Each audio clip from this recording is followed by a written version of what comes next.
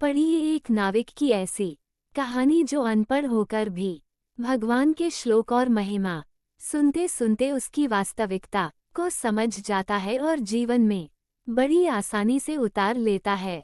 एक संत को एक नाविक रोज इस पार से उस पार ले जाता था, बदले में कुछ नहीं लेता था, ये सोचकर कि आखिर संत के पास होता ही क्या है। नाविक स्वभाव से काफी सरल था, पढ़ा लिखा तो नहीं था, लेकिन समझ की कमी नहीं थी। साधु रास्ते में ज्ञान की बात कहते हुए उसे कभी भगवान की सर्वव्यापकता बताते और कभी अर्थ सहित श्रीमद् भगवद गीता के श्लोक सुनाते। नाविक मछुआरा बड़े ध्यान से सारी बात सुनता और बाबा की बात हृदय में बैठा लेता।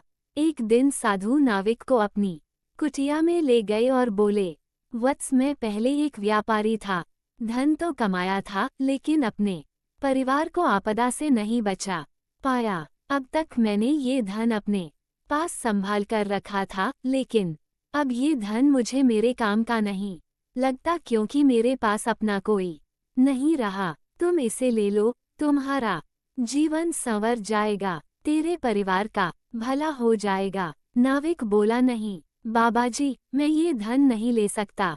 मुफ्त का धन घर में जाते ही ये आचरण बिगाड़ देगा, फिर कोई मेहनत नहीं करेगा, आलसी जीवन लोभ लालच और पाप बढ़ाएगा। आप ही ने मुझे ईश्वर के बारे में बताया। इसके बाद वो ईश्वर कई बार मुझे लहरों में भी नजर आता है। जब मैं उसकी नज़र में ही हूँ तो फिर अविश्वास क्यों करूँ। मैं अपना काम करूँगा और शेष उसी पर छोड़ दिया है। इसके बाद ये कहानी तो समाप्त हो गई, लेकिन इस कहानी से हम सबको ये सोचने की जरूरत है कि उन दोनों में से वास्तव में असली साधु कौन था। एक वो जिसने दुख आने पर भगवा पहनकर संन्यास ले लिया, धर्म ग्रंथों का अध्ययन किया और याद करके प्रवचन भी देना सीख गया, लेकिन उन वचनों को जीवन में उतारना उसे नहीं आया और न ही वो धन की ममता को छोड़ सका।